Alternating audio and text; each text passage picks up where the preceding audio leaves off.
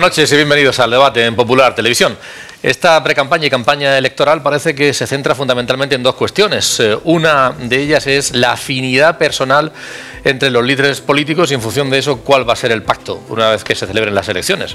Y por otra parte, pues también el lunes es cuando se va a dar a conocer con toda probabilidad la sentencia del proceso y va a marcar también en gran medida esta campaña. Hombre, la exhumación de Franco, pero el caso es que cuestiones de fondo que también interesan a los ciudadanos y que tienen que ver con nuestra economía, con nuestro día a día, se habla poco. Y si se habla a veces es más, da la impresión, ¿no?, que es de manera táctica a corto plazo, como por ejemplo el tema de las pensiones y el IPC en diciembre se va a subir, o si ahora antes no se podía darle dinero a las comunidades autónomas y ahora sí para la financiación.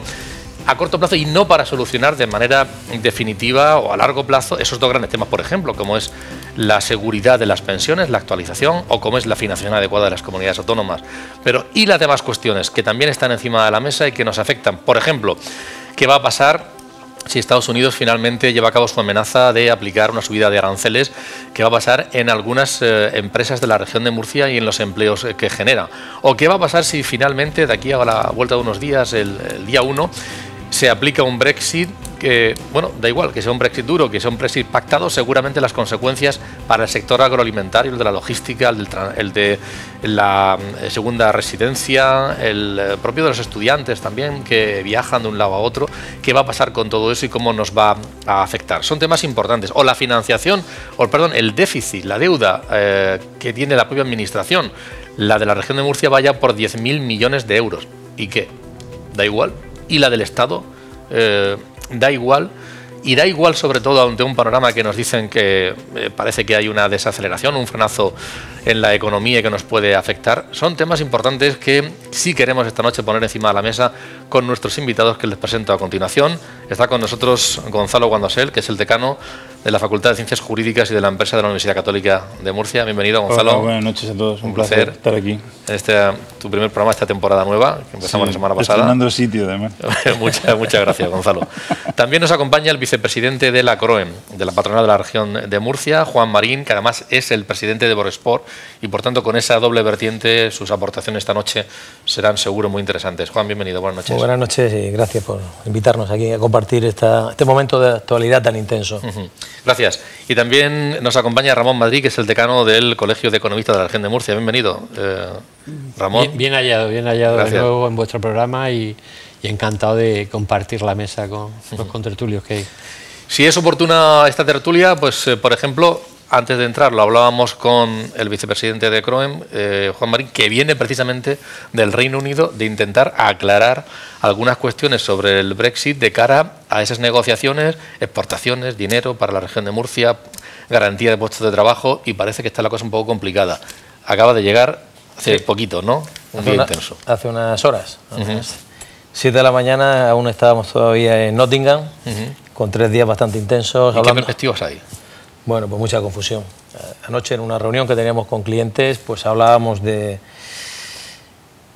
qué iba a pasar a partir del día 1, a partir del día de Todos los Santos, a partir del día de Halloween, como le llaman los sajones. Y me decía un cliente, dice, nos preguntan que si estamos preparados, y su pregunta era muy incierta. ¿Preparados para qué? No sabemos dónde vamos, no sabemos qué quieren, qué hemos de hacer. Y esa incertidumbre es la que realmente pues se han pasado ya varias prórrogas, y yo creo que vamos a entrar a otra prórroga. Ayer comentábamos entre distintos operadores, creo que lo que está en la mente de muchos británicos es que no quieren ir, la mayoría de británicos no quieren ir a ese Brexit duro. Hay parte de la política dura que sí quiere ir y ha tomado ese reto y tiene que sacarlo adelante sí o sí, porque cuando se mete vulgarmente la pata por un sitio cuesta mucho trabajo sacarla. Pero lo que comentamos en las últimas horas es que se le va a dar una prórroga, o están pensando en una nueva prórroga, y en esas nuevas elecciones pues depende de quién gane, depende si es el señor Johnson. Sabemos que iremos a un Brexit duro, complicado para los ingleses, y ellos reconocen que van a sufrir mucho, la gente de a pie, los empresarios, los que están allí, los importadores, los que distribuyen, la cadena de distribución, saben que van a sufrir mucho. Son un país deficitario en muchas cuestiones, es un país que tiene acuerdos con Europa y tiene sus segundas residencias, como bien hablamos aquí. Tiene que importar fruta y verdura fresca de aquí durante 8 meses. Tiene mucha dependencia de Europa. Entonces, Gonzalo, y con todo eso, ¿por qué quiere el Reino Unido hacer un Brexit? ¿Por qué quiere salirse? Bueno, eso habría que preguntárselo a ellos, porque votaron eso hace 3 años. Bueno, al señor Cameron, que ahora está en su casa feliz escribiendo libros. ¿Qué supuesto beneficio económico tiene para la isla? Hombre, ellos siempre han tenido esa sensación de ser una isla, de querer ser una isla, de querer ser independientes, ¿no? Y ya De Gaulle no les dejó entrar durante 15 años, tuvieron que esperar a que se muriera De Gaulle para poder entrar en la Unión Europea cuando entonces quisieron. Pero yo estoy de acuerdo con Juan, yo creo que lo que va a pasar, la jugada que tiene Boris Johnson es que va a aguantar hasta el último minuto por si puede ganar en esa negociación y conseguir el tema de la frontera con Irlanda. Y si no lo consigue, convocará elecciones. Automáticamente cuando convocas elecciones hay una prórroga, por lo cual volvemos a tener. Si en esas elecciones él gana, pues sí iremos a un Brexit duro porque él ganará fuerza y tendrá. Si ganan los laboristas, pues quizás iremos a lo comentaba con Juan, yo creo que a lo mejor iremos a un segundo referéndum, porque los laboristas parece que juegan más con esa posibilidad. En todo caso, yo siempre he dicho aquí que el gran enemigo de la economía es la incertidumbre, porque cuando tú tienes un problema coyuntural o estructural, puedes afrontarlo, si sabes, lo analizas, lo estudias, pero cuando no sabes ese problema en qué se traduce, ni qué va a pasar, muchas veces los políticos se olvidan que sus juegos de mesa tienen consecuencias reales. Yo siempre pienso en los productores, pero no solamente en el sector hortofrutícola que representa Juan, sino en el turismo, en la educación. Hay un montón de chavales españoles que están estudiando allí, al revés, nosotros tenemos alumnos Erasmus ingleses un montón también. Entonces, todo eso afecta a la economía real y muchas veces no se dan cuenta que esa incertidumbre que generan por sus juegos de naipes es veneno para la economía. De todas formas, Ramón, me da la impresión de que estos temas se hablan en determinados lugares, en los despachos, en determinadas mesas, pero como ya se viene hablando tanto tiempo y no pasa nada, y además es de Inglaterra o del Reino Unido, pues parece como que a la sociedad en general, al ciudadano de a pie, pues bueno, en la cantinera, realmente esto nos va a afectar. Esto le va a afectar a la región de Murcia, nos puede afectar a la economía de todos, o esto es una cosa de otros que además no va a llegar nunca. Nos puede afectar de forma importante, muy importante, y sobre todo a regiones que están internacionalizadas, como puede ser la de Murcia, la Comunidad Valenciana, la provincia de Almería, que además de los productos hortofrutícolas, como estábamos comentando antes, Juan, pensemos la segunda residencia de la región de Murcia, ahí la mayoría son británicos. Pero yo quiero poner un punto de optimismo, ¿eh? Yo creo que al final la cordura en estas cosas tiene que prevalecer. Aunque todos pensamos que el Brexit no iba a salir cuando el tema del referéndum. Me acuerdo en aquel momento estaba Luis de Guindos en Murcia, le hicimos la pregunta y dijo, no, ese es un escenario que no se contempla. Recuerdo yo aquella famosa que no se contempla. Aseveró el ministro, correcto, que dijimos, lo ha dicho el ministro, palabra Juan, de Dios. Y además nos quedamos tranquilísimos, ¿no? Dijimos, bueno, pues ya está, punto.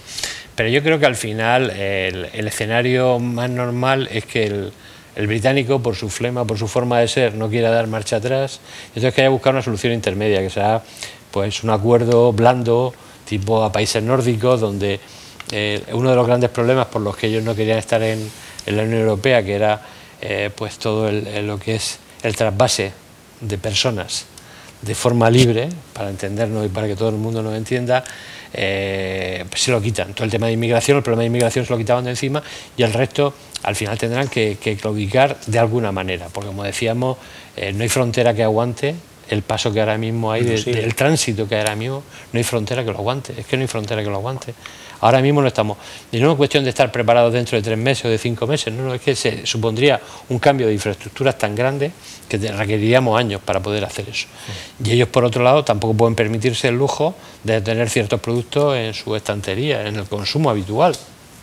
Ni pueden permitirse el lujo de decir, bueno, ¿y ahora qué hago con toda esta gente que tengo veraneando en la Costa del Sol, en la Costa Blanca, en la Costa Cálida? ¿Qué hago con toda esta serie de personas?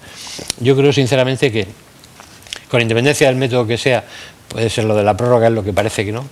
Ahora mismo el escenario con mayor probabilidad, pero yo creo que tenemos que llegar a un acuerdo blando, porque ellos no darán su brazo a torcer, pero si juntamos esto con las políticas estadounidenses, juntamos tal, y era un mundo autárquico en la economía, Lo que pasa puede es que ser el no desastre lleva ni de la economía Ramón, occidental. si en esas elecciones, supuestas elecciones, gana Boris Johnson otra vez, olvídate del acuerdo blando, porque él va a tener fuerza y va a ir a por el acuerdo. Pero hay una cosa, por la ruptura dura. geopolíticamente no nos podemos olvidar, el mundo asiático. Es decir, antes el mapa mundi se ponía, ¿no? Y estaba Europa en el centro, Estados Unidos a la izquierda, Asia a la derecha, aproximadamente, ¿no?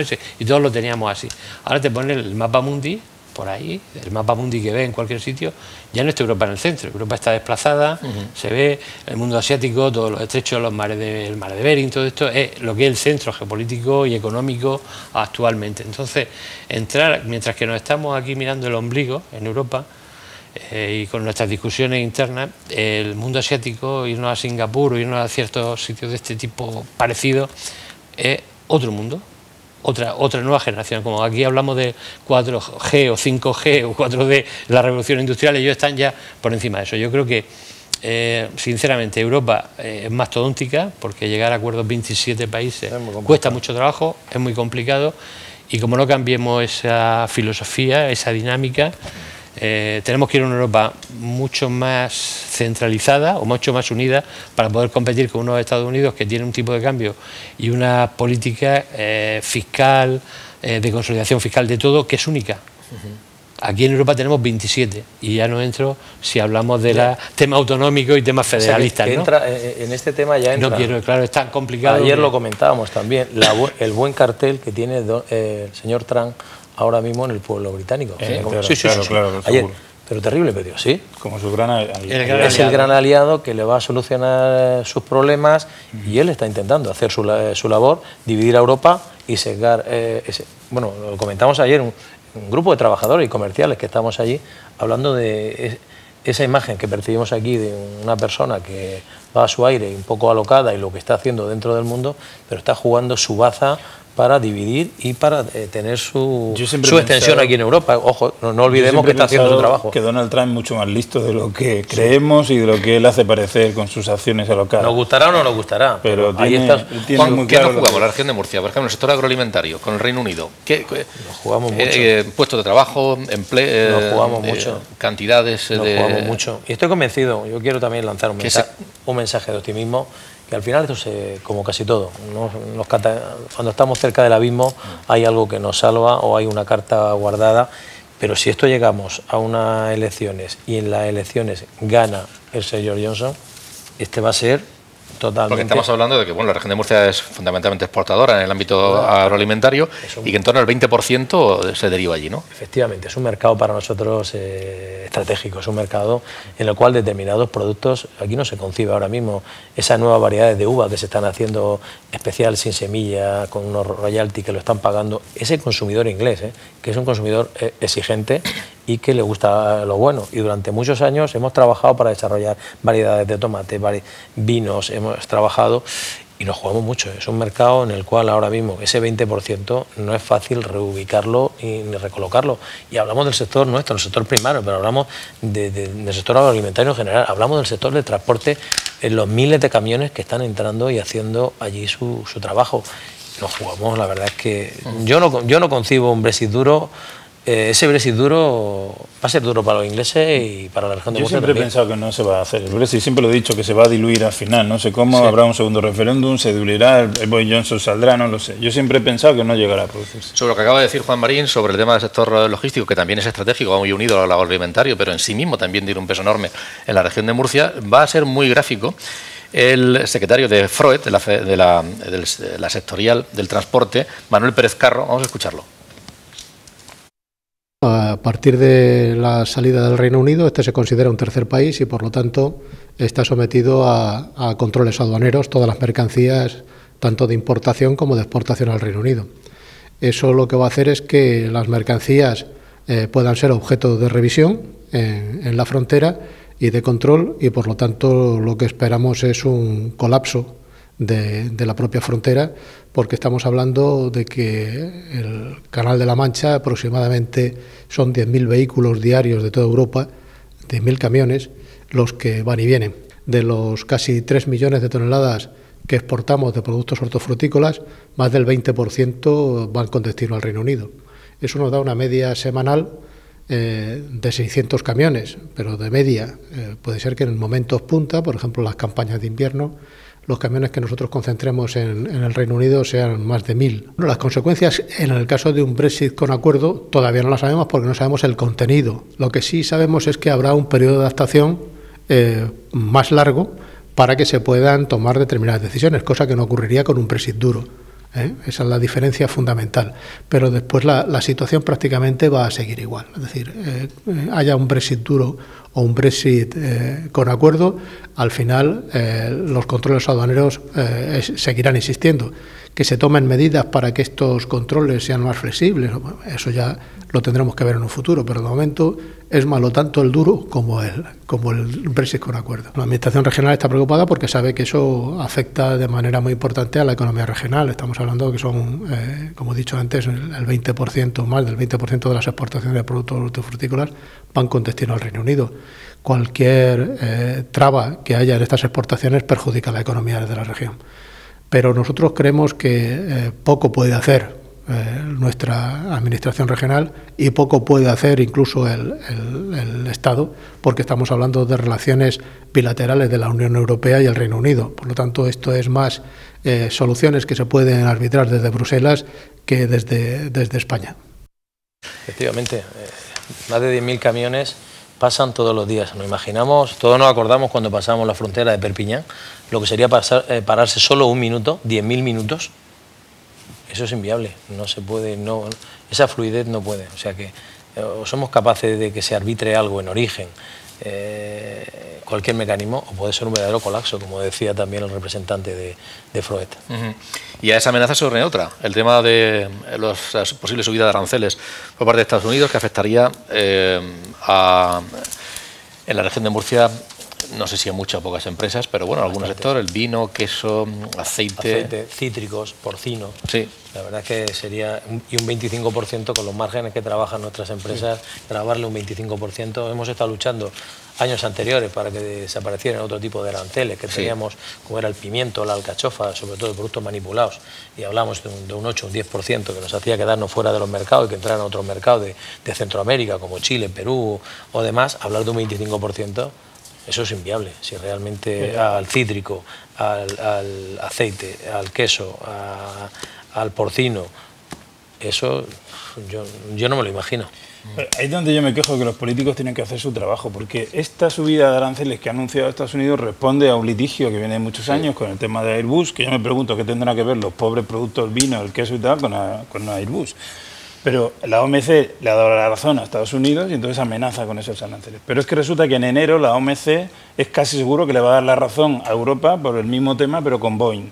Por lo cual ahí los políticos tienen que sentarse y llegar a un acuerdo. Es decir, vamos a ver, a no ser que Donald Trump, que repito, que es más listo de lo que parece, quiera pegarnos primero una colleja a Europa y luego sentarse a negociar, ¿no? Y yo me pregunto, ¿qué hay detrás de este movimiento? ¿Qué va buscando? Parece ser que Estados Unidos está muy enfadada porque intenta que Europa desde hace mucho tiempo llegue a un acuerdo agropecuario comercial por el cual se permita la importación de las carnes, de las carnes que están los transgénicos, sí. Eso. Y Europa no ha querido, y entonces pues, pudiera ser, pensando que todo este movimiento de amenaza, que no tiene sentido porque en realidad se va a compensar dos acciones, te puedes sentar y resolverlo, vaya buscando eso, vaya buscando apretar a Europa y conseguir algo que él quiere. Se dice, Ramón, que, bueno, pues lo que decíamos aquí, la impresión de que, bueno, que actúa de manera alocada, que además es un proteccionismo, el modelo proteccionista que no tiene sentido en un mundo globalizado, pero imagino que tiene su parte buena y su parte mala. ¿Qué tiene de bueno y de malo un mercado, un país que decida poner ciertas barreras económicas, proteger la producción interior, el proteccionismo en sí mismo? ¿Qué tiene de bueno y de malo? ¿Por qué está loco o no Trump? A ver, aquí todo el mundo, esto es como algunos programas de televisión que dice, nadie los ve, pero resulta que están ahí y siempre los ve todo el mundo, ¿no? Y todo el mundo conoce. El proteccionismo nadie lo quiere. Todo el mundo dice el proteccionismo es malo, pero el proteccionismo existe en todos lados. Es decir, aquí en España no hace mucho, y con un murciano al frente, el secretario de Estado de Comercio, Jaime García Legaz, se impusieron medidas proteccionistas contra pues mandarina china, que por cierto este año se negocia otra vez. Cosa que no se cumple. Cosa que no se cumple, pero digo que se intenta establecer porque al final siempre todos tenemos a priori una intención de protegernos frente a la competencia. Eso es normal y es humano, lícito y como queramos llamarle. A corto plazo.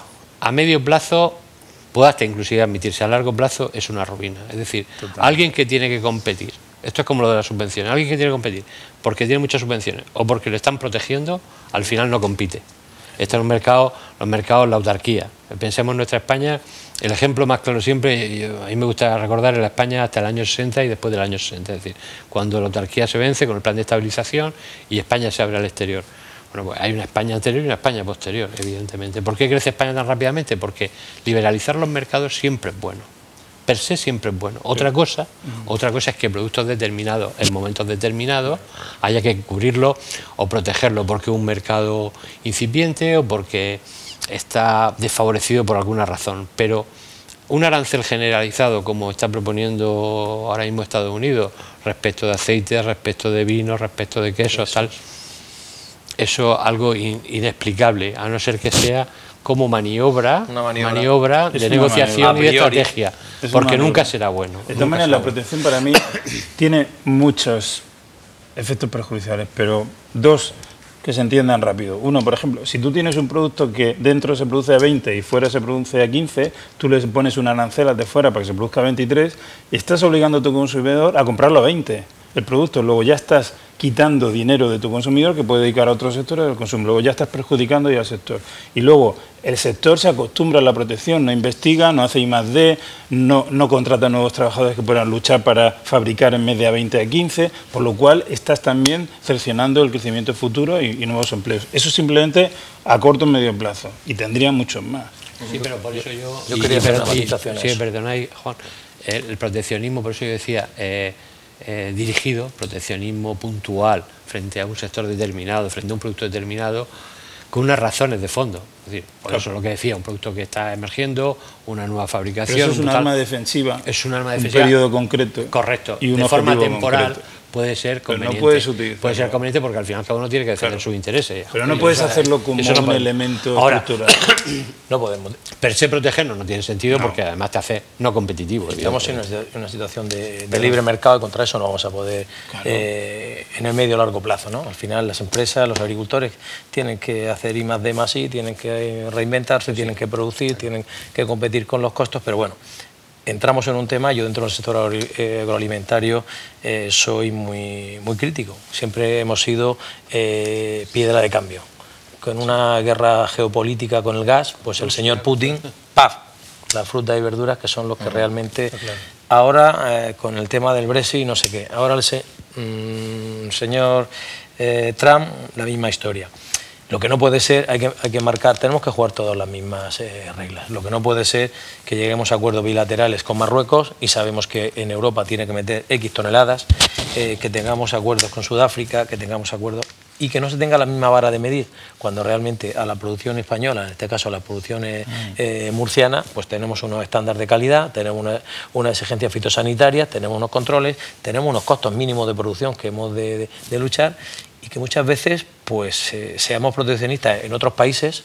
Yo ayer estaba en Inglaterra y allí no había ni una caja de verdura que no llevara la bandera inglesa y el consumidor, como estamos ahora terminando una campaña y empezando prácticamente en 2 semanas con la campaña de importación, no te equivoques que tú tienes tu bandera, con tu bolsa de tu bandera de tus verduras. Si te vas a Francia igual y te vas al resto de países iguales. Y aquí muchas veces pues nuestra queja y nuestra reivindicación de tantos años diciendo que no estamos en contra del libre mercado, todo lo contrario, estamos en una acción de libre mercado, pero respétense las reglas, se juegue con las mismas reglas de partido, no podemos jugar unos con 11 y otros con 21. Si me meten mercancía de Marruecos, que no hemos quejado al Ministerio y recientemente pues me hacía gracia la contestación que nos daba un máximo responsable del Ministerio con el producto marroquí que está entrando a Europa y España. Y dice, pues señores, cómprense una chilaba y vayan acostumbrándose a vivir con ella. Y eso te dice por dónde van los hilos. Marruecos está ahí, es un problema migratorio importante pero no se puede mirar por otro lado. Te están metiendo el doble de la mercancía que tenían que estar por acuerdos bilaterales. Te están metiendo una mercancía que no está garantizando los mínimos controles fitosanitarios. Y nosotros aquí por precio. Eso también viene un poco dado porque muchas veces el precio prima sobre otras muchas cosas. Eso está muy bien tocado, porque mucha gente...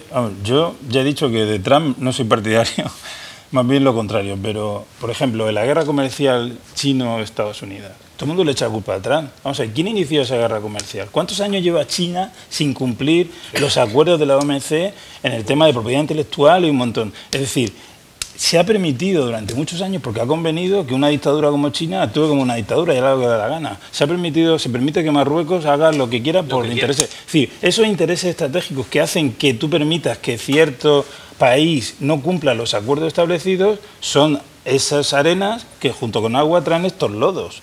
Y estamos sufriendo muchas veces, como he dicho antes, el movimiento de naipes estratégicos de los políticos, luego se lleva a la economía real y se sufren muchísimo las empresas, las consecuencias de esas decisiones tomadas en una mesa. Bueno, vamos a ver en cualquier caso estas próximas fechas. Estamos en un clima también político en donde parece que siempre es necesario un gobierno sólido, fuerte, sea del partido que sea, con pactos o sin pactos, pero que en definitiva sea capaz de reunirse con los sectores, tomar decisiones y no a corto plazo, sino de manera más a medio y largo plazo, de manera más estratégica. Y sin embargo, pues bueno, estamos en una campaña electoral tras otra, continuamente en 4 años, 4 elecciones generales.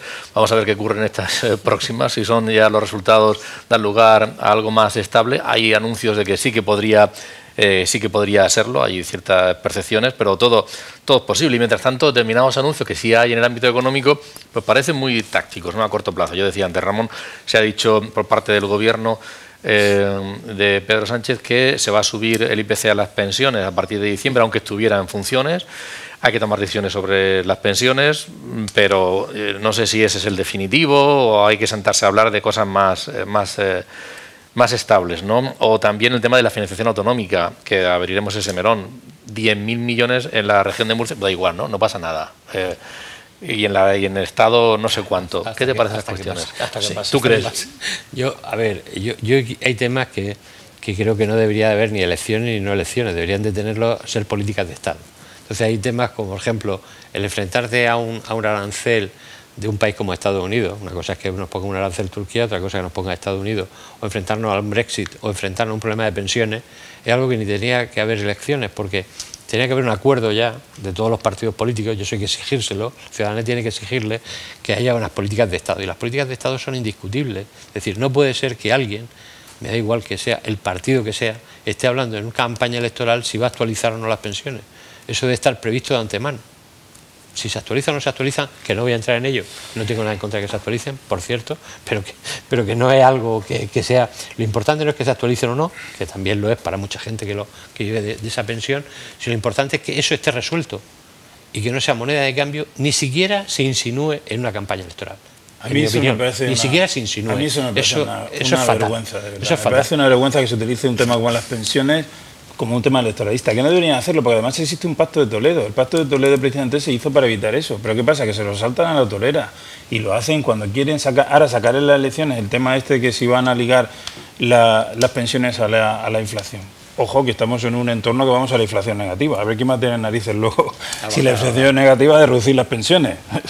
Pero te quiero decir que me parece, independiente de eso, que lo saquen en las elecciones, como ha dicho Ramón, me parece de verdad de vergüenza. Debería de alguna vez ya arreglarse. Igual que el tema de las elecciones, no puede ser que estemos sin una solución política. Tendrán que sentarse y cambiar la Constitución, ir a una segunda vuelta o hacer cualquier sistema que evite que un país esté... Es que llevamos desde el año 2015, porque estuvimos un año sin gobierno, con Rajoy hasta el 16. Después estamos con los presupuestos de Montoro. Por eso estamos con los presupuestos. Año tras año. El Montoro, el pobre hombre, ¿quién iba a saber que iba los presupuestos? Eso es una vergüenza y eso hay que sentarse. Los partidos políticos tener responsabilidad, llegar a un acuerdo no electoralista para que no estemos un año entero, que llevamos ya o más tiempo sin gobierno. Totalmente de acuerdo. A mí me da vergüenza cuando empezamos a hablar con nuestros abuelos ahora y a sacarlos de nuevo a las calles. ¿Da vergüenza? Es un tema que toda la vida trabajando y es muy digno que tienen que dar, pero ahora mismo cada vez que hay unas elecciones, yo sí las voy a subir, yo no las voy a subir. Luego la caja está rota, la caja no está rota. eso no se tiene que negociar en unas elecciones, eso tiene que ser tema de Estado, como tiene que ser el tema de la educación, como tiene que ser el tema del agua, como tantas cosas que en este país parece que se ha olvidado que son cuestiones de Estado, y eso lo entiende pues cualquiera. Gonzalo, yo decía que 10.000 millones de euros de déficit en la región de Murcia, no sé cuánto tú lo sabes, a nivel del Estado, y la inversión es que, bueno, pues no pasa nada, ¿y qué problema hay? ¿No pasa si pasa, qué riesgos hay o qué? Vamos, el problema es gravísimo, pero el problema se crea en el año... ¿Tú te acuerdas cuando el gobernador del Banco de España, Draghi, en el año 2014, dijo, vamos a hacer lo que sea necesario para evitar que el euro se caiga y tal? Y entonces bajaron los tipos de interés y llevamos un montón de tiempo. Es decir, cuando tú bajas mucho los tipos de interés, ¿qué es lo que pretendes? Pretendes que haya liquidez abundante en el mercado. ¿Pero qué quieres? Tú quieres que el gobierno utilice esa liquidez para realizar reformas estructurales y para fortalecer la economía. ¿Qué es lo que ha pasado? Aquí, tanto el gobierno como las empresas, algunas, han utilizado eso para endeudarse y para tener más deuda, no para invertir en hacer reformas estructurales, sino para salir del paso. Y ahora tenemos una economía que después de 6 años con unos tipos de interés negativos está estancada. Estamos en una situación de estancamiento secular, que se llama. Y ese no es una crisis por sí, es sencillamente un parón, pero porque tienes a la economía dopada. Es cuando tú tienes a un enfermo que tiene fiebre y le das antibióticos. Claro, los antibióticos le bajan la fiebre, pero si estás durante 6 años con los antibióticos, al final lo que lo tienes es al enfermo dopado. Tienes que tomar, no puedes resolver la crisis con políticas de demanda, solo con políticas de gasto público.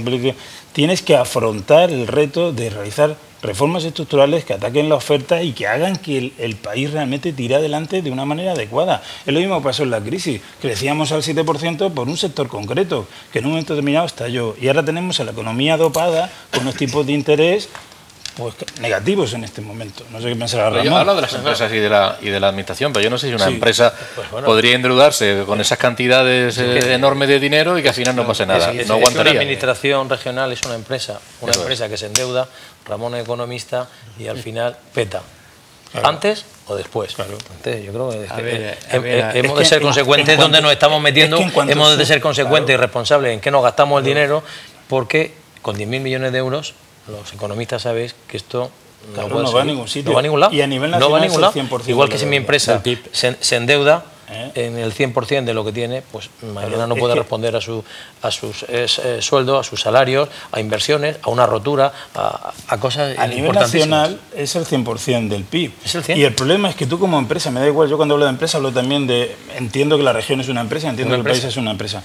Cuando tú te apalancas tanto porque los tipos de interés son tan bajos, en el momento en que los tipos de interés suben un poquito ya no tienes maniobra financiera y te puedes ir al traste. Hay alguna precisión, compartiéndolo todo, pero me gusta discutir con Gonzalo, sí, si no me siento tranquilo y a gusto, discutiría. Yo creo que el sector público se ha endeudado brutalmente. Bueno, la Comunidad Autónoma de Murcia es el típico ejemplo, era de las comunidades menos endeudadas con el País Vasco, antes de la crisis, en el 2007, y se ha endeudado muchísimo. Ahora es la cuarta, me parece, más endeudada de España, bueno, junto con Cataluña, con Valencia y Castilla-La Mancha, creo recordar.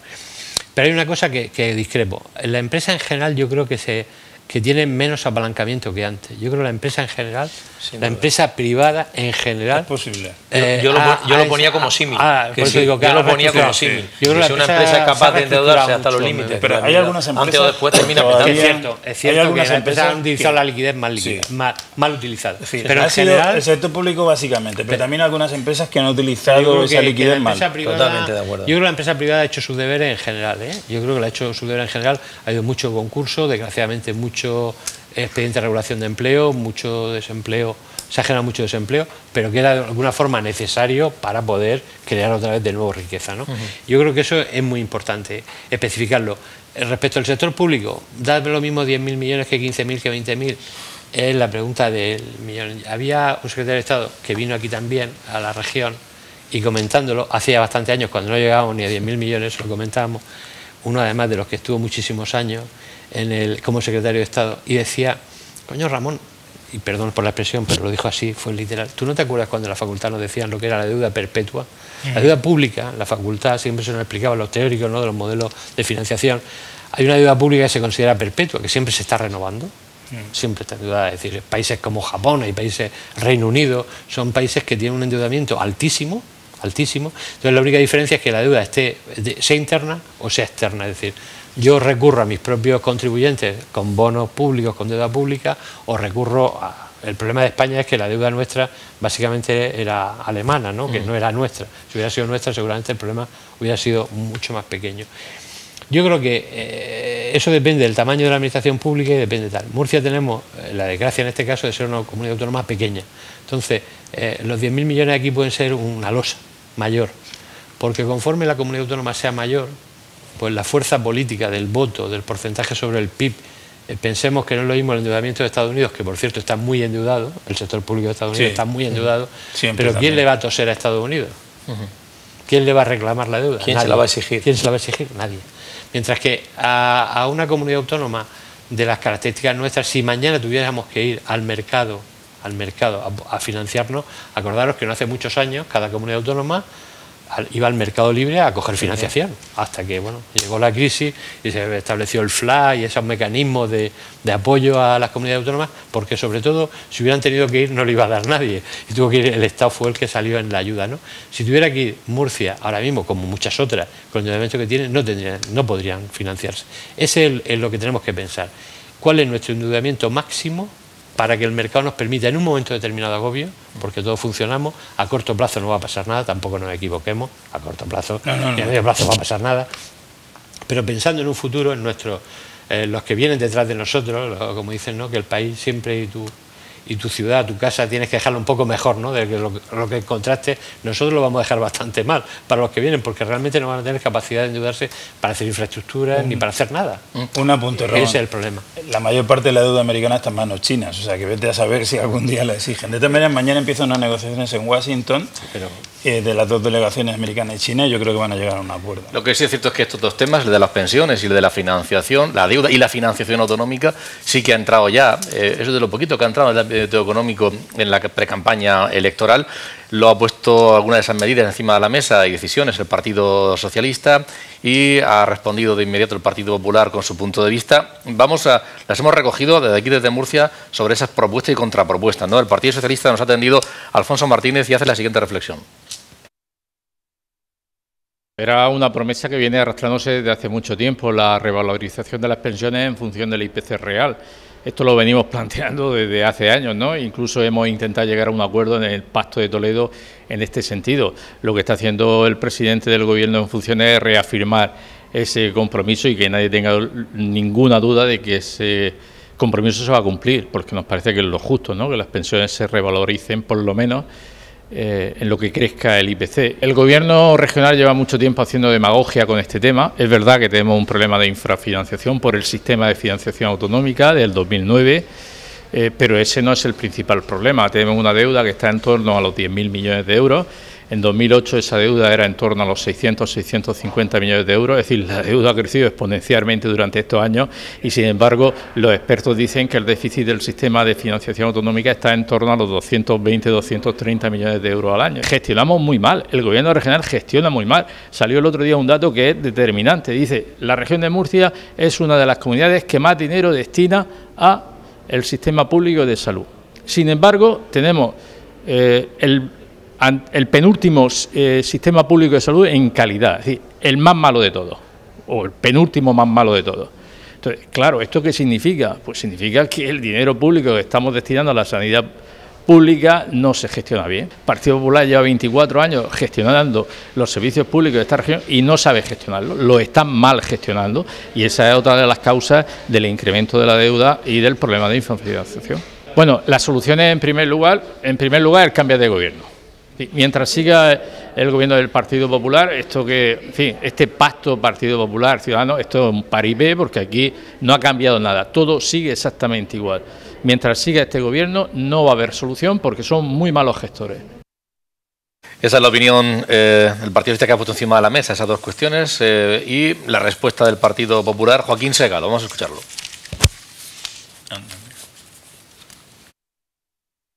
En estos 6 meses transcurridos desde el 28 de abril, que fueron las últimas elecciones generales, solo se ha hablado de cuántos ministerios se repartía cada uno, solo se ha hablado de reparto de sillones, solo se ha hablado de dónde iban a poner a algunos ministros de Podemos, que si una vicepresidencia. No se ha hablado de pensiones. Ese problema no preocupaba a Pedro Sánchez durante estos 6 meses. Casualmente ha sido ahora, en plena pre-campaña electoral y ya con la fecha de las elecciones próximas, cuando quiere sacar el debate de las pensiones. Es una irresponsabilidad. El Fondo Monetario Internacional acaba de anunciar posiblemente la llegada de una de las crisis más grandes que tenga que afrontar la humanidad en estos años. Yo creo que lo responsable no es hacer anuncios porque sí, lo responsable es sentarse a hablar. Hay un marco que es el Pacto de Toledo, donde se puede hablar, se debe hablar de pensiones, siempre al margen de los procesos electorales. Con el modelo de financiación que puso en marcha el Partido Popular desde el año 1999 al año 2009, en esos 10 años, la deuda de la comunidad autónoma apenas llegó a los 700 millones de euros y desde el año 2009, cuando se aprueba el modelo de financiación socialista a la deuda que tenemos actualmente, es con el modelo del Partido Socialista. ¿Quién es el responsable? Evidentemente es el modelo de financiación del Partido Socialista, el modelo de financiación que puso en marcha el peor presidente que ha tenido España, que ha sido Rodríguez Zapatero, que seguramente solo será superado por Pedro Sánchez, y yo creo que lo que hay que hacer es urgentemente modificar ese modelo que nos trata como a ciudadanos de segunda y que a los que vivimos en esta región nos condena a estar peor financiados y a no tener las oportunidades que tienen en otros lugares de España. Estas son algunas de las de las poquitas cosas de economía que han aparecido en la pre-campaña electoral. Vamos a ver qué ocurre en las próximas fechas, en las próximas semanas, aunque, insisto, yo creo que fundamentalmente se va a hablar mucho de si ahora me llevo mejor con este o con el otro, y en función de eso puede haber un pacto de esta forma o de aquella. Yo creo que se va a hablar mucho de economía. ¿Tú crees? Yo creo que sí. ¿De la economía catalana? Depende de lo que pase. No, la economía catalana no, lunes, eso se hablará, pero yo creo que de economía sí. De hecho, ya lo ves que Pedro Sánchez ya lo que ha hecho es reconocer digamos, el parón, al contrario de lo que hizo Zapatero, la ha reconocido, pero ya ha dicho que solo lo pueden solucionar ellos, y Casado ya ha sacado que ellos son los que siempre arreglan la crisis económica. Por lo tanto, yo creo, a diferencia de la de abril, que aquí, en esta campaña, sí se va a hablar de economía. Bueno, pues cogiéndote la palabra... Pues es mi opinión, ¿eh? Bueno, claro. No estoy en ningún partido. Porque no lo sé, que no estoy en ningún pero partido. cogiendo de la palabra, se criticó en alguna ocasión, Ramón, se criticó en alguna ocasión de que cuando vino la crisis anterior se negaba. Y que eso fue un error y estuvo mal hecho. Claro. Pero hay quien dice ahora que se está hablando demasiado de que va a llegar una crisis o de que al menos hay un frenazo económico y que tanto anuncio puede ser perjudicial para la marcha de la economía, porque se van a tomar medidas ya por si acaso y esto puede ser hasta malo. Es lo que he dicho antes. Pedro Sánchez sabe que se equivocaron, por eso lo que ha hecho es reconocer, pero no reconoce una crisis, reconoce un estancamiento, un parón, un enfriamiento.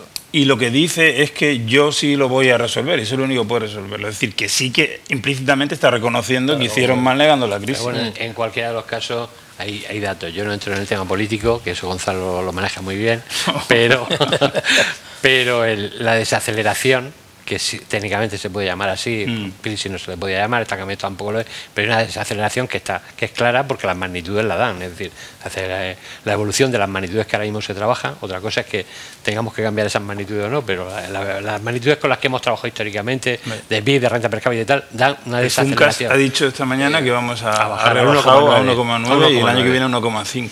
Bien, entonces eso está claro, la desaceleración existe. ¿Hasta dónde va a llegar? Eso tampoco se sabe. Lo que es cierto es que esta nos va a pillar teóricamente más preparados que la anterior. Lo que pasa es que como nunca son iguales, pues es decir, la senda de crecimiento nunca es una línea recta, es quebrada, y los factores que son tanto los que influyen en ese crecimiento que nunca vamos a saber cómo va a afectar. Yo tengo aquí en particulares, el Fondo Monetario Internacional anticipa un brusco frenazo mundial y cree que la guerra comercial costará 600.000 millones de euros y que la escalada proteccionista amenaza a toda una generación. Y la OCDE también ha advertido de que la economía española se está fatigando ya al doble de la eurozona.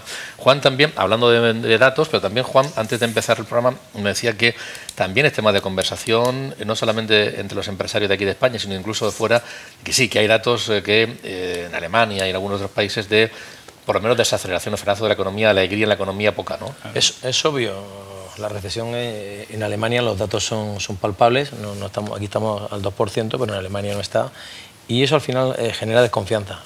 La desconfianza genera que a la hora de llenar la bolsa de la compra viene. Eso también se está viendo en Inglaterra. Podemos llamar hoy desaceleración nacional, pero cierta recesión ya en ciertos países de Europa, pues se empieza a constreñir esa capacidad de consumo, esa capacidad de compra a la hora de... Y no es bueno, la verdad es que no es bueno. Y eso ya está en la calle. Eso se percibe ayer en el Reino Unido, por toda la incertidumbre, se está percibiendo, y es obvio, los datos ahí lo están avalando en Alemania, sobre todo, que ha sido la locomotora durante muchos años, y es locomotora económica, pero era locomotora de consumo, de bienes, y por qué no, de fruta y hortalizas y bienes de consumo. Y eso empieza a verse ya, y la verdad es que nos empieza a preocupar qué va a pasar con las nuevas campañas, y al final yo recuerdo que en la anterior crisis una gran cadena europea me decía a mí, lo he contado muchas veces, en la anterior crisis decía que habían perdido unos activos muy importantes y que, digo, pues bueno, es que habéis cerrado tiendas, hemos perdido el cubo de la basura. Una gran cadena, cuando la economía funciona, cuando la confianza está en casa, se compra un kilo de pera y se tiran 2 y no pasa nada. Y eso pasó hace 10 años, la anterior crisis, que decía, yo pensaba que habían vendido 300 tiendas, que lo habían cerrado. Dicen, no, es que hemos perdido el cubo de la basura. Y ya se empieza a ver eso, y eso no es bueno, bueno no es. Yo creo sinceramente que lo que la crisis nos ha enseñado, yo creo que a las economías netamente exportadoras, como la región de Murcia y otras aledañas, es de que los mercados no podemos concentrar los mercados. Es decir, tener concentrado el mercado de ventas, y es muy típico, Francia, Reino Unido, Alemania, ha habido una concentración de mercado importante, y desde luego ni Alemania es lo que era, ni va a ser lo que era, ya no será lo que era, será otra cosa distinta, será lo que sea, pero una economía netamente exportadora, sobre todo de vehículos, de productos de cierta tecnología, porque ahora mismo Alemania, no nos equivoquemos, pues tiene problemas con la banca, igual que Italia. Nuestro paradigma es que los alemanes son los más serios del mundo, pero el test de estrés a ciertos bancos alemanes no se les pasa. No sé, eso nadie se lo ha preguntado todavía, parece públicamente, pero bueno, como aquí podemos decirlo, pues no se les está pasando. A la banca italiana está mal, no, está peor. Entonces, bueno, yo creo que la vieja Europa, y lo digo vieja no en el sentido despreciativo, sino por el modelo y el entorno que tiene, pues hay que darle un poquito un empujón, ¿no? Hay que removerla. Y yo creo que pasa por la Unión Europea. Los comisarios de la Unión Europea, la Comisión, debería esto tomar nota. No podemos tener un mastodóntico que cuando llega una directiva, no sé, en la rama nuestra, por ejemplo, desde que sale una directiva hasta que se transpone, o cuando se hace un libro blanco, por el último auditoría me parece que han pasado 8 años, ¿no? Desde que se empieza a estudiar hasta que se hace. Eso es imposible. Hoy es imposible. Hoy no se puede reaccionar así. Pensar cómo reaccionó Estados Unidos con la crisis anterior, con la caída de Lehman Brothers, bueno, dejaron caer algún banco más, juntaron tal, y estamos hablando de que se pusieron las medidas en 3 meses o 4. ¿Cuánto tiempo tardó Europa en poner las medidas? Y con la crisis sistema bancario que tuvieron en Detroit. Entonces, yo creo que lo que tenemos que aprender un poco de las crisis es que tenemos que tener una capacidad de reacción rápida, la capacidad tiene que ser más o menos automática, y luego no confiarnos. Desde luego, si algo ha salido es que los mercados tienen que ser, tanto en productos como en países, como en destinos, tienen que diversificarse mucho. Porque Europa... yo quería matizar, bueno, no sé tanto en bienes de consumo, pero una de las consecuencias del sector nuestro, con todas las crisis que ha tenido, de falta de agua, de encarecimiento, de mano de obra, de cierre de mercado ruso, de cierre, es que nosotros hemos diversificado. La vieja Europa, aquí te encuentras y al final estamos siempre, nuestro sector, y hablo del sector agroalimentario en general, no de fruta y verduras frescas, con campañas de aceite, de vino, de quesos. En China, el mercado chino está absorbiendo ahora mismo una cantidad de cárnicas terrible, por una serie de circunstancias también que ha habido también, de peste porcina y demás. Pero nosotros estamos mandando nuestra fruta y verduras más de 60 o 70 países. Y eso es lo que ha hecho de que ese mercado tradicional de París, el de Berlín, el que teníamos de Londres, eso para nosotros ya es un mercado más. Al final... Pero tú acuérdate cuando era Perpiñán y el mercado libre, llegaban los camiones ahí cuando se había vendido y tal. Y no estamos hablando de hace 50 años, estamos hablando de hace 20 años. El mercado chino tiene aranceles altos, es decir, llegando a un 20%, y se absorbe. Es decir, que de alguna manera... Bueno, se puede hacer. Gracias a eso, gracias a lo que tú apuntabas, el sector agroalimentario y la potente industria exportadora de la región de Murcia sigue sobreviviendo, con muchos problemas inherentes desde el agua hasta la mano de obra, que eso me gustaría también dar una pincelada. pero nos ha hecho sobrevivir gracias a que hemos abierto muchos mercados donde jamás hubiéramos pensado que habría una lechuga, un tomate, y a veces se reexporta también, ¿no? Sí. Quizás en los productos perecederos es más difícil, pero yo conozco algún aceite que se envía a Canadá y en Canadá se mete en un digamos, un producto de allí y se exporta a Estados Unidos, es decir, o se entra a otros países. Enlazándolo con la campaña electoral, Juan, ¿tú te imaginas que después de estas elecciones se llegue a un acuerdo y que se garantice el suministro de agua para riego también en la región de Murcia con un plan hidrológico? La verdad es que sería fantástico. Eso hay un día muy... Eso en diciembre, un día de los inocentes, ¿no? Eso sí, creo que viene por... El 28 de diciembre. Parece que es un sufrimiento permanente. Llevo diciendo en los últimos tiempos que quería ser positivo en ese sentido, porque nadie quería ser el culpable de haber buscado una solución. ¿Qué solución? Ninguna mayoría absoluta ha sido capaz, y lo digo alto y claro con todas las consecuencias, ninguna mayoría absoluta ha sido capaz a hacer una política de Estado y solucionar un problema que es solucionable y es muy fácil. Y yo pensaba, ahora con estas no mayorías, pues nadie va a ser responsable de haber arreglado el sistema para el Levante. Esto va a ser una coalición y al final habrán sido entre 2 o 3 o 4, y nadie en la historia mirará para atrás que tal coalición fue capaz de poner sentido común y arreglar las cosas. Pero veo que esto no... Es que como tampoco hay diálogo, como tampoco se entienden, como tampoco van para adelante, pues en los temas de Estado pues creo que estamos, desgraciadamente, empiezo a perder esa ilusión que tenía hace un año, que quería decir, bueno, esto lo van a arreglar entre estos tres. Y no va a ser ni el PP, ni Ciudadanos, ni el otro. Va a ser un acuerdo y esto lo van a arreglar y ahora se van a dedicar a pelearse con el ruso, con el chino, con el otro o con el de más allá. Pero estos temas de Estado los vamos a arreglar. Pero yo creo que estamos en el mismo sitio que estábamos. Lo primero que tienen que arreglar y no lo hacen es evitar un sistema o poner un sistema de elecciones que no produzca estas paralizaciones. Tú lo decías, lo aportaba antes, era la segunda vuelta como si se pone en otros países. Existen tantos países. Yo creo que la gente lo aceptaríamos como algo normal. ¿Querías apuntar al Consejo del Tintero del empleo? Bueno, el empleo, pues claro, que al final, que vamos a ver, las últimas medidas que salen de decisiones de este gobierno, del salario mínimo, del tema de las 40 horas, pues al final sabemos que va a ser en detrimento de la competitividad de nuestro sector. Y está bien que todos queremos crecer, queremos subir, queremos elevar, pero no estamos solos en el mercado y tenemos que seguir compitiendo con terceros países, y en esos terceros países estamos años luz. Y yo creo que ahí está, los datos que están apareciendo de pérdida de empleo histórico de hace 10 años, pues empiezan a ver, si empieza a gestionar más, se empieza a poner unas condiciones que se pueden poner en un año, en 3 o en 5, y se ponen unas bases. Nosotros nos quejábamos mucho desde la patronal, lo llevamos también a COE, que ese salario mínimo interprofesional, pues que había que estudiarlo bien, que había que negociarlo, que había que ponderarlo por sectores, que había que hacerlo, y en ningún momento estamos en contra de que no se hagan las cosas, pero que se hagan de una manera razonada en el tiempo y proporcionada, porque hay un mercado que tienes que producir una lechuga, unos tomates o una caja de albaricoque, y si en otros lados están a un 30% más baratos que nosotros, nos dejan fuera. Ahora mismo queremos hacer, yo vengo de, como te decía, de ayer, y estaba en 2 fábricas donde había 2.000 personas empaquetando verduras. Cuando viene la temporada, de ahora que les queda un mes, están trabajando, pues hay que sacar las verduras. No nos puede estar limitado porque 40 horas en el sector agro, un régimen especial agrario. Todos sabemos, los que sois asesores sabéis, régimen especial agrario. Es un régimen especial agrario que tiene unos condicionantes, unas particularidades, una temporalidad y un acondicionamiento. Y luego te llueve, estás un mes sin trabajar.